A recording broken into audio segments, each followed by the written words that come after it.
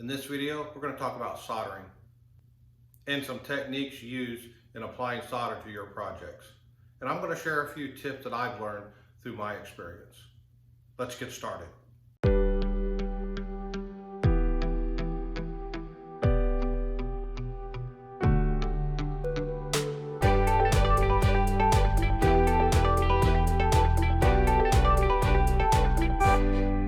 Sure to subscribe and hit that notification bell. Welcome to the channel, where I hope to help you discover the beauty of stained glass, learn some tips, tricks, and techniques used in stained glass so that you can create your own stained glass artworks. But before we get started soldering our heart project together, let's talk about some tools and materials that we're going to use in this step of the process. Now, in this step of the process, you're going to need a soldering iron. There are different types to choose from. You just find the one that best fits your need.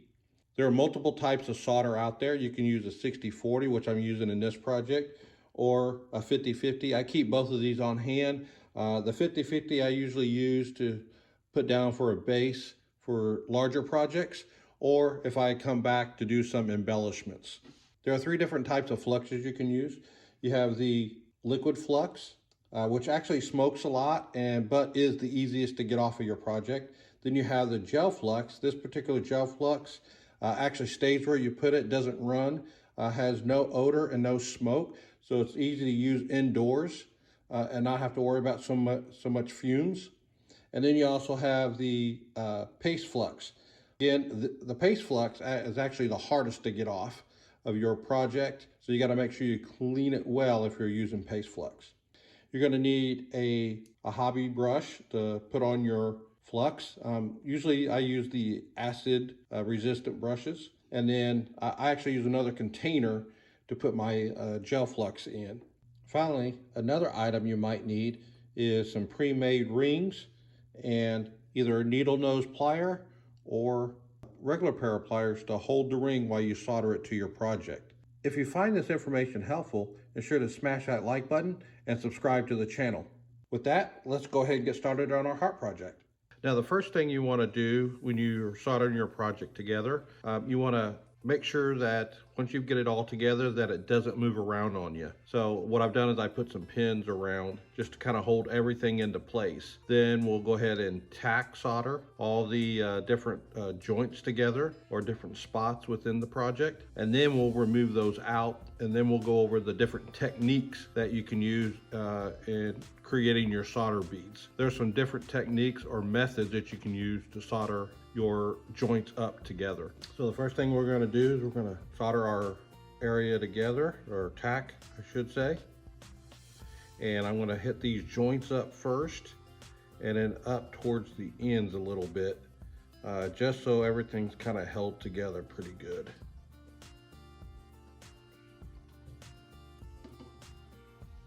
So I should go ahead and put on my heat resistant glove. And so I use, on one hand, I use a heat resistant glove just in case I have to kind of hold something together. And on the other hand, I will use a rubber glove or a latex glove, just so that, you know, the flux gets on my fingers or anything else like that. It's not getting on my skin. So now we'll just go ahead and take a little bit of solder. So what you want to do is tack things together. Get enough on there to get everything held together.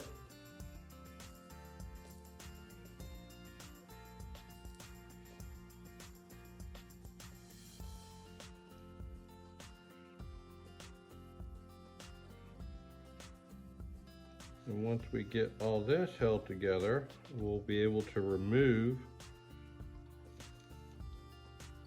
those pins that are actually kind of somewhat in the way. Let me get this one little area down here too.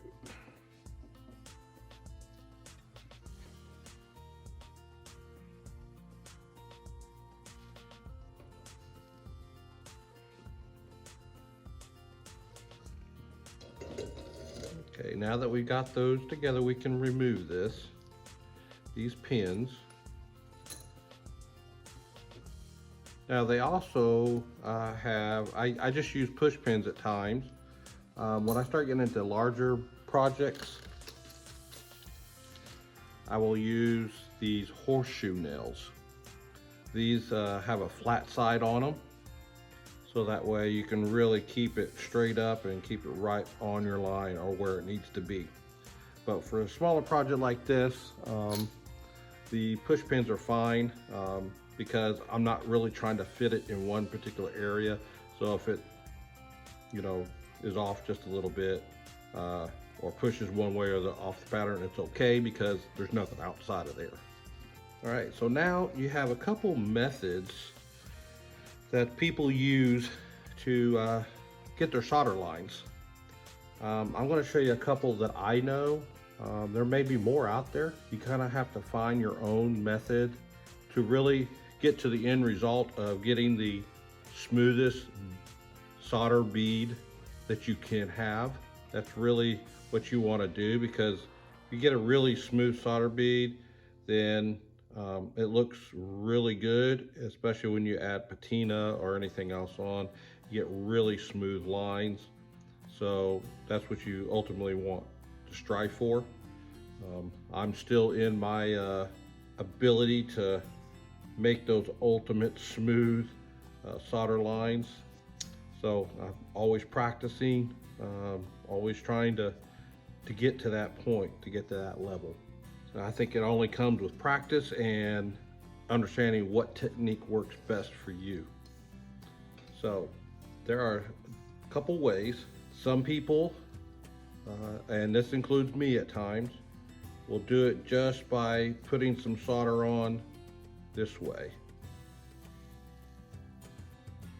And they'll just take a little bit at a time.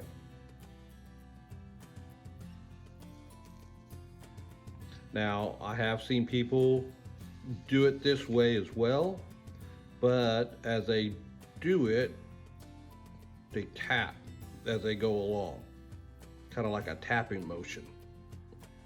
And then, when they do that tapping motion, it smooths out the solder if you have enough flux on there. Now others will take it and start their solder bead and just continually run with the solder running behind and let it run down on in that fashion. I am not really good at this method, so I tend to stay with method of just adding some solder and kind of doing that modified tapping as I go along.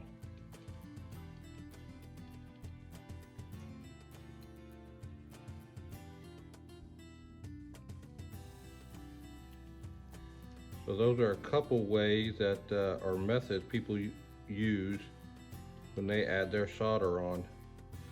If you have a method that you use that has worked for you and it's different from what I've kind of seen, or if it's different from what I've shown, then leave a comment in the comments section below and do your best to kind of describe it.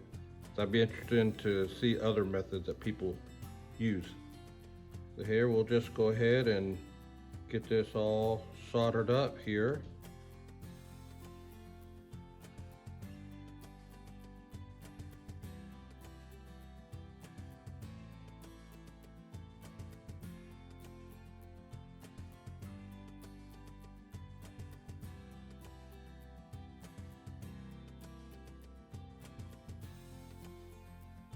As you can see, when I came across here, I got to a certain spot to finish, and then I pulled down off into the glass.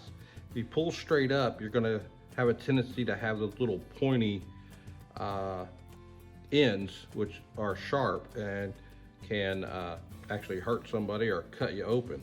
So you wanna make sure that when you're soldering, if you're finishing out your solder, you wanna get to a point and then you wanna pull off onto the glass. That'll get you a nice, good, clean break away from the solder line. So now we're gonna go ahead and tin all the way around this on this side. When you tin, you want to make sure you got a decent on your tip, solder amount on your tip. The only reason for this is that when you come around to do the edge, if you have a decent edging on your tinning on the edge, then when you do the side edges, they will come out really nice and really round. Okay, now we're gonna let that cool and turn it over. Let it cool and then come back through here. Always want to kind of let your solder cool down, because you start to play with it too much, it'll have a tendency to give you big old globs on the opposite side, because it's actually heating all the way through if you have some decent spacing there. So you want to make sure you let it harden up pretty good and then come back and do the other side.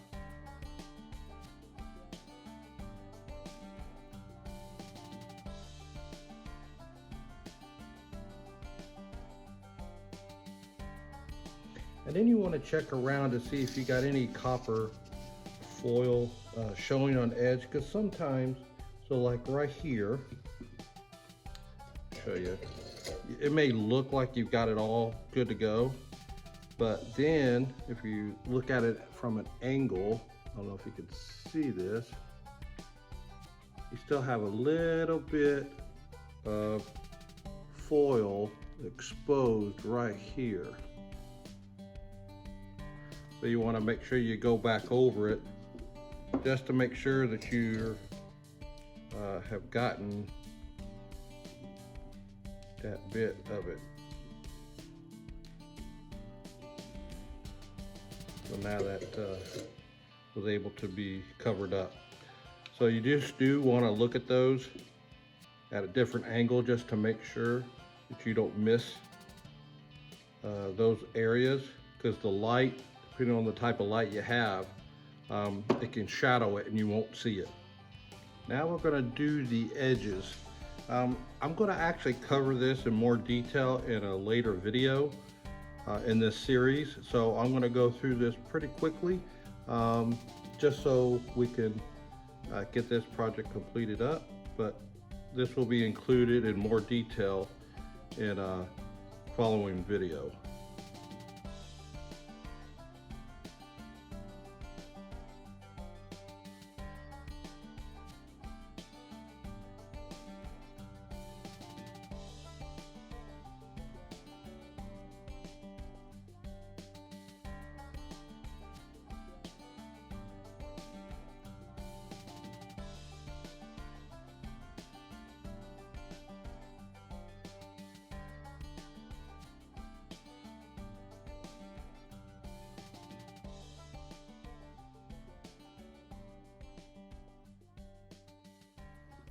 Now you'll be able to put your chain right there and hang it from there. So we'll just let it all cool down and we'll get it all cleaned up. On the next video, we're going to get into embellishments, overlays, and patina. So we'll go ahead and patina this black, and I'll show some other examples of some different overlays that you can do, and also other embellishments you could do to a project. If you found that information helpful, ensure to like the video and leave a comment in the comment section below on the different techniques that you might use in soldering your project. Ensure to subscribe to the channel and hit that notification bell. Now check out the next video that's coming up.